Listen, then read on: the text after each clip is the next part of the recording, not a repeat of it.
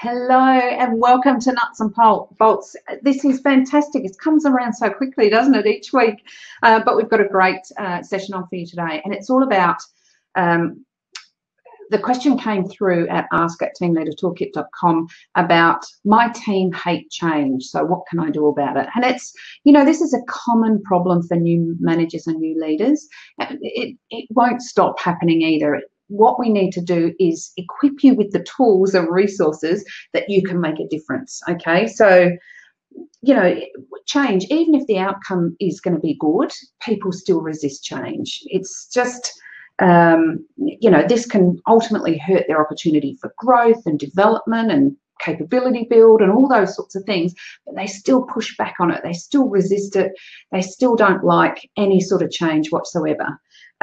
So the different types of change that I'm talking about that could be happening in your workplace, it could be transitioning to some sort of new way of working or changing a policy or a standard of work or way they're doing things. It could be implementing a new tool or a new piece of equipment. Maybe you're ramping up for peak season, or you might be slowing down off-peak, changing the work roster, or implementing or amending the shifts, or your business might be merging with another business. So that, of course, that brings all different change to what's happening. So those are the sorts of changes that I'm talking about that could be happening in your workplace, and you're getting a bit of pushback from your team. So you're trying to create this change, you're trying to move with the change, and suddenly you've got a team behind you going, not going to happen. So this is what I'm talking about when I'm saying my team hate change. What can I do about it? So we're going to give you, or I'm going to give you some tips and hints that you can do to try and make that a smoother ride, if you like. So, it takes a huge amount of energy to take a team through change. Okay, let's not beat around the bush. It takes a huge amount of energy, and it almost always takes longer than you think it's going to take. So if you think the change is going to take 2 months, it's going to take 4.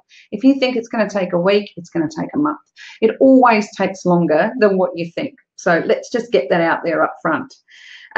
There's lots and lots of different reasons why people resist change. It could be they feel some sort of pain about it. It's uncertainty, it's fear, it's additional work, it might be new roles, whatever it may be.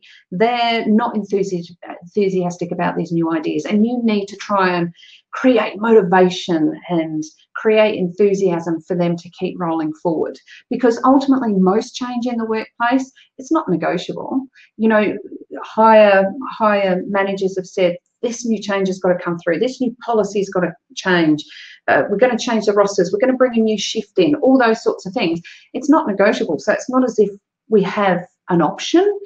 So then, as a new leader or as a new manager, how are you going to take your team on a journey with you to ensure that you've got their support and they're going to do the best they can with it and ride through the waves of uncertainty? So let's have a look at it. So I'm going to share my screen with you because I've got some things that I want to share with you.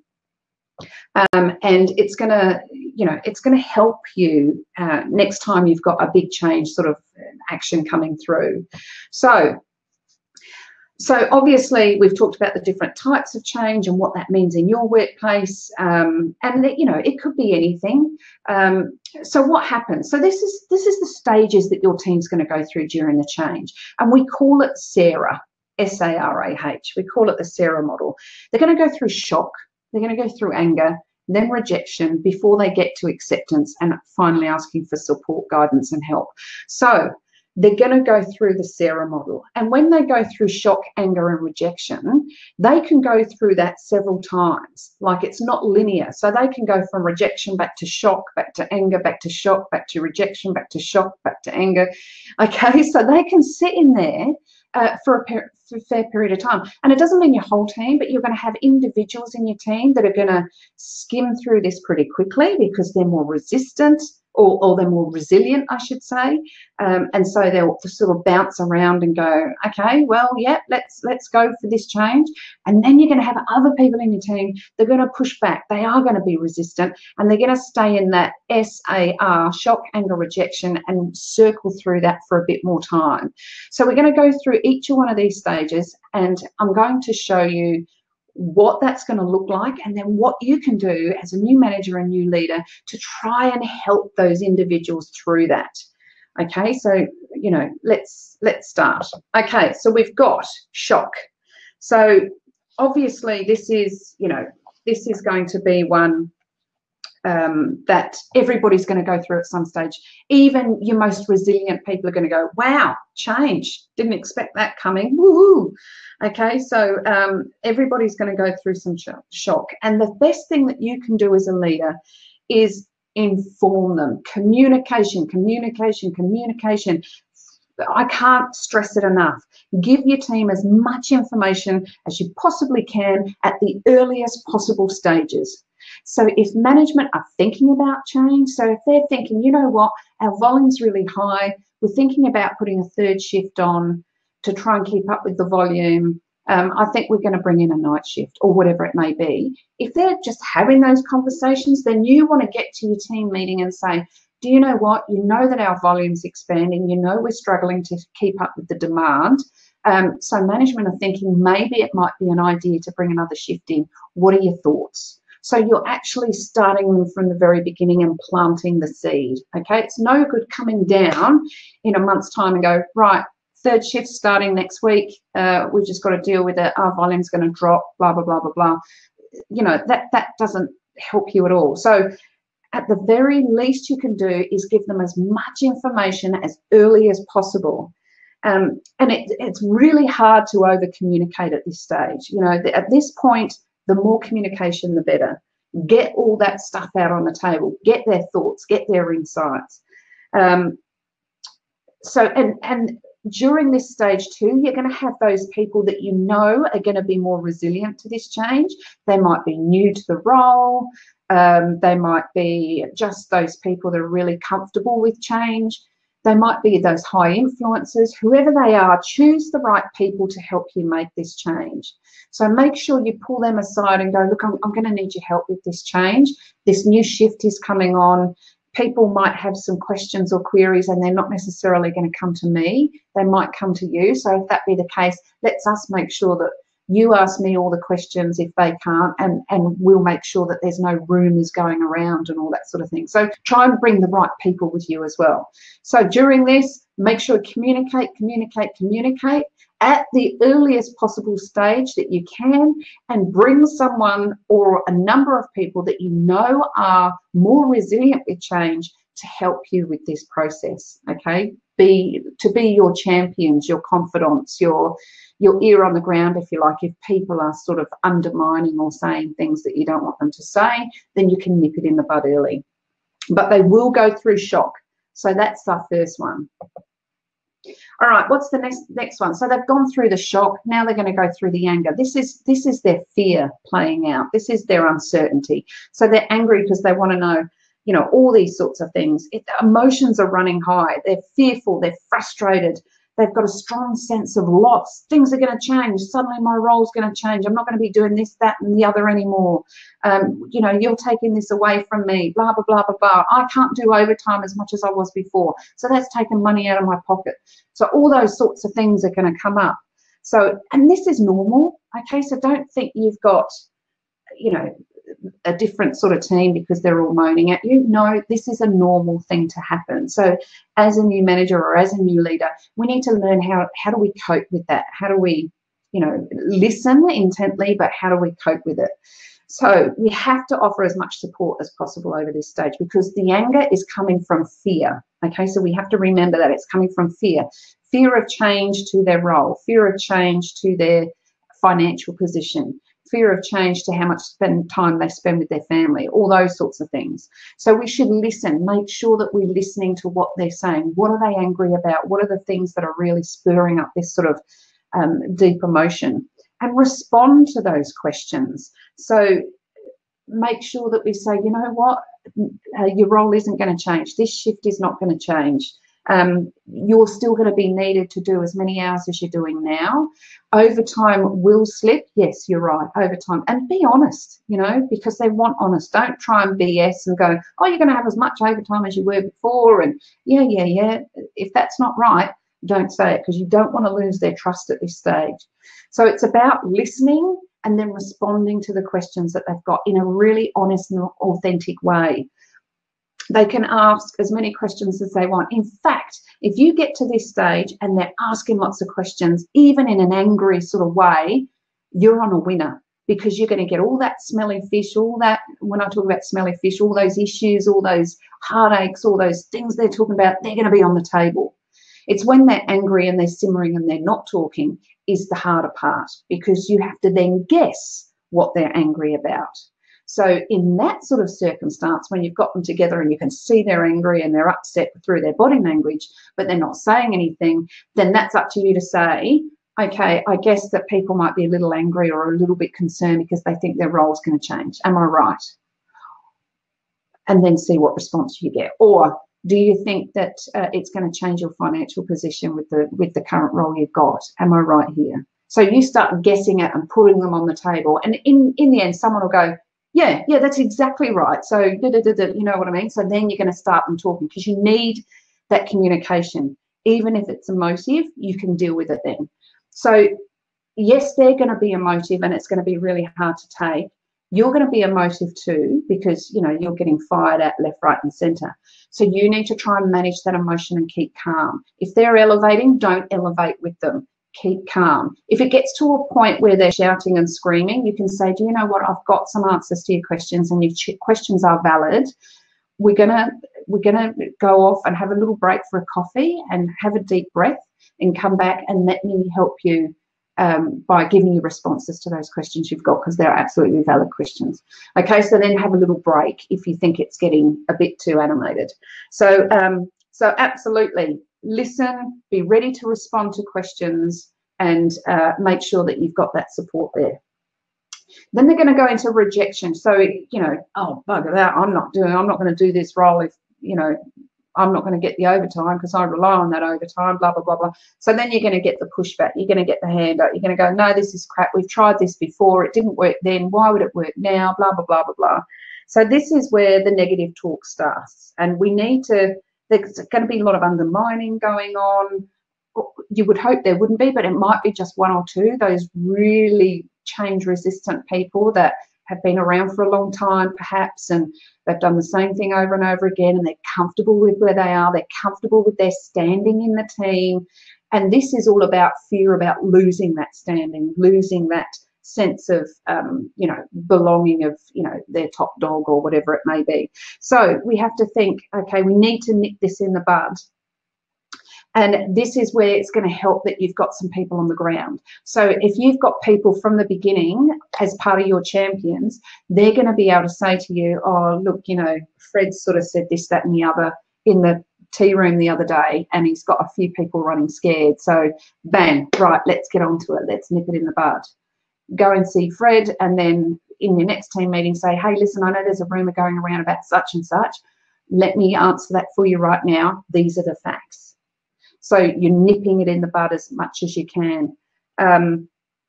Remember, this is going to, the fear and rejection is all about them worrying about their job security, whether their pay is going to change, whether their shifts are going to move, whether their roles are going to remain the same, all those sorts of things. So we need to make sure that we're addressing those on a continual basis, because if you leave too much gap between communicating here, then you allow room for people with quite vivid imaginations to make up stories of what they think might happen, or what somebody said might happen, or what happened in a company 20 years ago that were there. You know what I mean? Those sorts of things. So we need to make sure that we try and communicate still at this point, and make sure you utilise your champions on the floor as well. Okay, so once people have gone through that a bit, and that's going to take your longest amount of time. Going through the shock, anger, rejection is going to take the longest amount of time. Once you've got the majority, and you're probably never going to get all your team on board, but once you've got the majority of your team on board, you can move into acceptance. Okay, so you might have to do still some one-on-one sort of chats with that person who's still struggling, but we're going to move into acceptance now. So over time, people will move from that emotional response they've had through shock, anger, and rejection into more of a transitional stage. So they might have more questions about the wonder of when the change's coming, when's it going to happen, you know, who are you going to have on the night shift? Can we apply to go on the night shift? Blah, blah, blah, all those sorts of things. They might be a little bit impatient. Okay, you told us there's a night shift four weeks ago and still nothing's happened. When's it coming? You know, so they might be getting a bit impatient now, which is a good sign, you know. And they might be more accepting that this change is here now and it's real and it's going to happen. So this is where we need structure, okay? So we need to make sure that we still keep communicating and with absolute clarity of what's going on, and tell them about their new roles, tell them about the different responsibilities, who they're reporting to, what they're going to be accountable for, the new policies that are coming in, any new procedures that might take place. All this sort of structure is really going to help people sort of blend into this new working regime that you're going to bring in. And it'll bring a bit more stability for the new order that's coming on. So it helps them find their footing. So all this structure. So this is what it's going to look like. These are what the shift times are going to be. These are the amount of people we need on each shift. These are the different roles they're going to do. This is the policies we're going to cover. This is going to be the new team leader for that shift. You know, everything like that. So there's no holes. They know exactly where they're going into when that change comes. So that's what we need in acceptance. So it's more about taking people on the journey with you, one-on-one with the people that are still struggling, and then just creating that structure. This is what it looks like. This is what your everyday is going to look like, and making that really, really visible for people. So that's where we get to acceptance. Okay, and then finally you're going to get to help. Now this is where the team has accepted the change to be real, and now they're looking for support. Okay, I'm quite willing to put my hand up for night shift. Can you please tell me, you know, what hours they're going to be? You know, can I get that extra training for that extra piece of kit? You know, all that sort of stuff. They'll be starting to embrace it and view it as a fresh start versus, you know, the devil.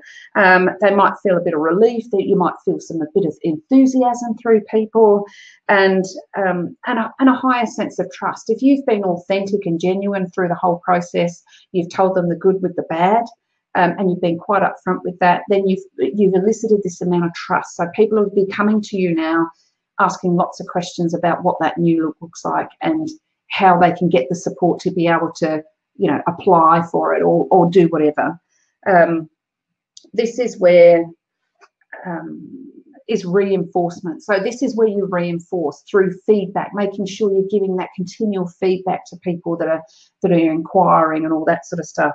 Make sure that you recognize those that are actually going to go and apply for different courses to be able to help with this change. Make sure that you celebrate the successes of each phase of the change. So this is all about encouraging that growth. So it's reward, it's recognition, it's feedback, and it's celebrating successes at this stage. Okay, so that's what we need to do as new leaders. All right, so that's pretty much us.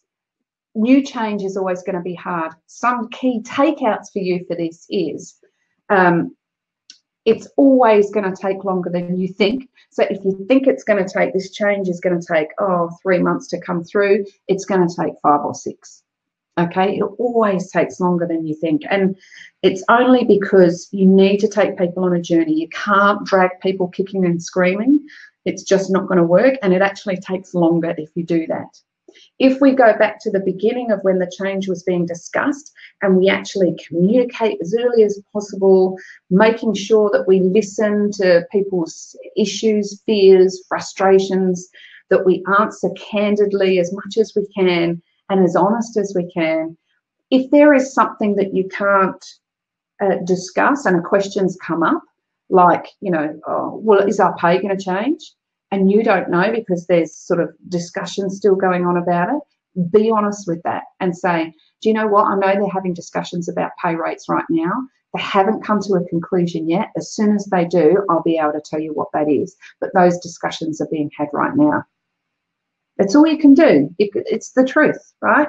So, so that's kind of where you have to be. So I'm hoping that helps. Remember, they're going to go through Sarah, shock, anger, rejection before they get to acceptance and help. And some people are going to go through shock, anger, rejection like a roly-poly a few times before they start to get to acceptance. If you've got the majority of your team moving into acceptance, then move into acceptance. And then if you've still got some people struggling, do a couple of one-on-ones with them, talk to them about, you know, what's the main bugbear that they've got, try and alleviate their fears, but just know that they're just going to be a bit slower to take on. Okay, so change is probably going to be one of the hardest things you have to do as a leader, but it is not uncommon, especially in this day and age where everybody is pulling for market share and businesses are fully dynamic and changing all the time. It is tough to be, especially if you've got a team that it's been working in that same place, same role, same shift for a number of years and they feel comfortable there. Taking them outside their comfort zone is not going to be easy, but I know you can do it. So I hope those tips and hints helped. If you've got any questions for me, remember, don't hesitate.